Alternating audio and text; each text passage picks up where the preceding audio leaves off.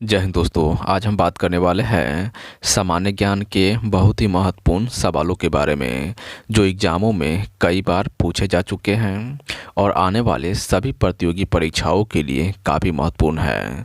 तो वीडियो में अंत तक ज़रूर बने रहें। तो चलिए देखते ही इसे। तो आपका पहला सवाल कह रहा है कि सर्वाधिक अम्लीय वर्षा किस देश में होता है। तो सर्वाधिक अम्लीय वर्षा किस देश में होता है, तो इसका जो राइट आंसर होगा वह नॉर्वे हो जाएगा, यानी कि बी। तो अम्लीय वर्षा सर्वाधिक किस देश में होता है, तो नॉर्वे में होता है, यानी इसका जो राइट आंसर है वह बी हो जाएगा। तो अगला सवाल कह रहा है कि 7 टापुओं का शहर किसे कहा जाता है। तो 7 टापुओं का जो शहर है वह किसको बोलते हैं, तो इसका जो राइट आंसर हो जाएगा वह मुंबई हो जाएगा, यानी कि सी। तो 7 टापुओं का शहर किसको बोलते हैं, मुंबई को बोलते हैं, यानी कि जो इसका जो राइट आंसर है वह सी हो जाएगा। यह क्वेश्चन कई बार एग्जाम में पूछा जा चुका है और आने वाले एग्जामों में भी पूछे जाएंगे। तो अगला सवाल है कि यूरिया का रासायनिक नाम क्या है। तो यूरिया का जो रासायनिक नाम है वह क्या है, तो इसका रासायनिक नाम कार्बेमाइड है, यानी ए। तो यूरिया का जो रासायनिक नाम है वह है कार्बेमाइड, यानी कि इसका जो राइट आंसर है ए हो जाएगा। तो अगला सवाल कह रहा है कि भारत में पहला कृषि विज्ञान केंद्र कहाँ स्थित है। तो भारत में जो पहला कृषि विज्ञान केंद्र है वह कहाँ स्थित है, तो इसका जो राइट आंसर हो जाएगा वह पुडुचेरी हो जाएगा, यानी कि डी। तो भारत में जो पहला कृषि विज्ञान है वह कहाँ स्थित है, पुडुचेरी में स्थित है, यानी इसका जो राइट आंसर है डी हो जाएगा। तो अगला सवाल कर रहा है कि कुतुब मीनार कहाँ स्थित है। तो भारत में जो कुतुब मीनार है वह कहाँ स्थित है, तो इसका जो राइट आंसर हो जाएगा वह दिल्ली हो जाएगा, यानी कि सी। तो कुतुब मीनार जो भारत में है वह दिल्ली में स्थित है, तो इसका जो राइट आंसर है वह सी हो जाएगा।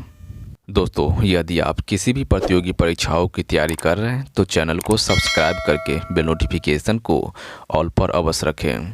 तो अगला सवाल कर रहा है कि हवा महल कहाँ स्थित है।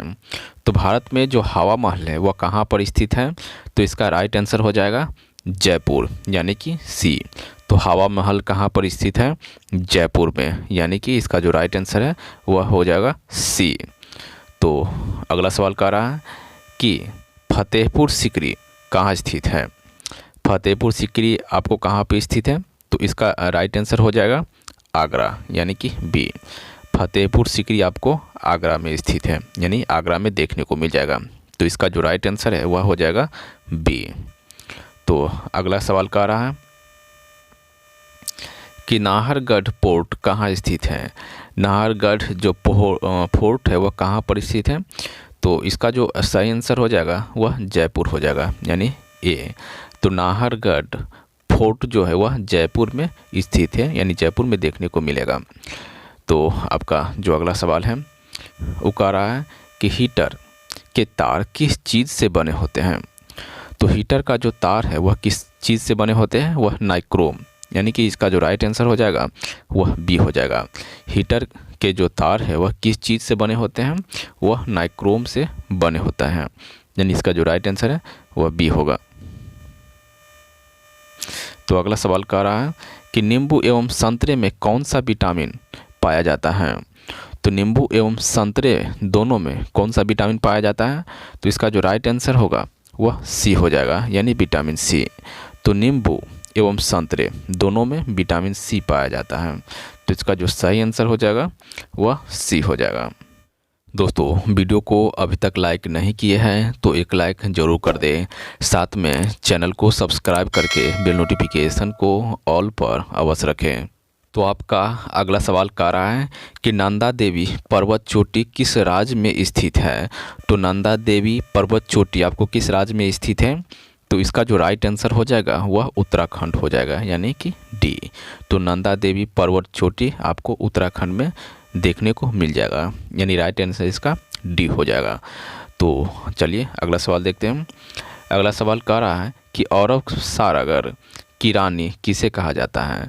अरब सागर की रानी किसको कहते हैं, तो इसका जो राइट आंसर हो जाएगा बी, यानी कोचीन को। तो अरब सागर की रानी किसको कहते हैं, कोचीन को कहते हैं, यानी राइट आंसर इसका हो जाएगा बी। तो चलिए अगला सवाल देखते हैं। अगला सवाल कह रहा है कि विजय स्तंभ कहाँ स्थित है। तो विजय स्तंभ कहाँ स्थित है, तो इसका राइट आंसर हो जाएगा चित्तौड़गढ़ में। यानी कि विजय स्तंभ कहाँ स्थित है, चित्तौड़गढ़ में आपको स्थित है। तो इसका जो राइट आंसर है वो कौन हो जाएगा, सी हो जाएगा। तो चलिए अगला सवाल देखते हैं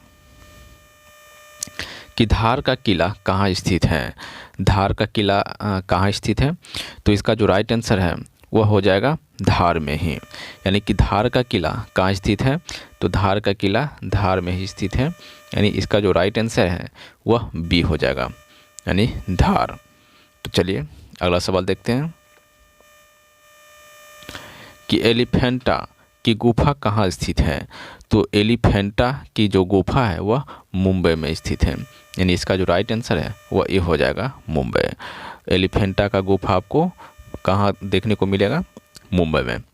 तो चलिए, तो सामान्य ज्ञान के ऐसे ही वीडियो को देखने के लिए चैनल को सब्सक्राइब करके बेल नोटिफिकेशन को ऑल पर अवश्य रखें। तो आपका अगला सवाल कह रहा है कि कन्हेरी की गुफाएं कहाँ स्थित है। तो कन्हेरी की जो गुफाएं हैं वह कहाँ स्थित हैं, तो इसका जो राइट आंसर हो जाएगा वह मुंबई हो जाएगा, यानी कि बी। तो कन्हेरी की गुफाएं आपको मुंबई में स्थित है, यानी कि जो राइट आंसर है वह बी हो जाएगा। तो चलिए अगला सवाल देखते हैं कि अगला सवाल कह रहा है कि गोलकुंडा का किला कहाँ स्थित है। तो गोलकुंडा का जो किला है वह कहाँ है, वह हैदराबाद में है। यानी कि इसका जो राइट आंसर है वह सी हो जाएगा। गोलकुंडा का किला आपको हैदराबाद में देखने को मिलेगा, यानी राइट आंसर सी हो जाएगा। तो अगला सवाल कह रहा है कि मदन महल कहाँ स्थित है। मदन और महल कहाँ पर स्थित हैं, तो इसका जो राइट आंसर हो जाएगा वह जबलपुर हो जाएगा, यानी कि सी। तो मदन महल कहाँ स्थित है, वह जबलपुर में स्थित है, यानी कि सी इसका राइट आंसर हो जाएगा। तो अगला सवाल कह रहा है कि जालियांवाला बाग हत्याकांड कब हुआ था।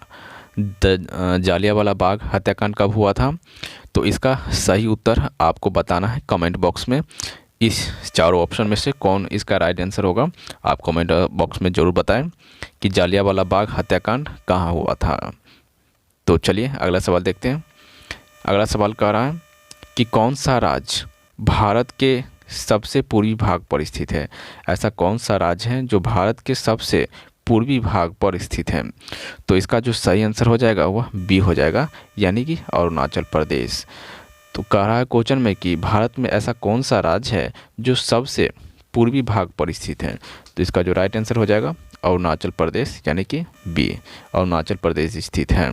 तो आपका यह सेशन यही समाप्त होता है। फिर मिलते हैं नेक्स्ट वीडियो में। दोस्तों, यदि आप चैनल को अभी तक सब्सक्राइब नहीं किए हैं तो सब्सक्राइब करके बेल नोटिफिकेशन को ऑल पर अवश्य रखें। धन्यवाद।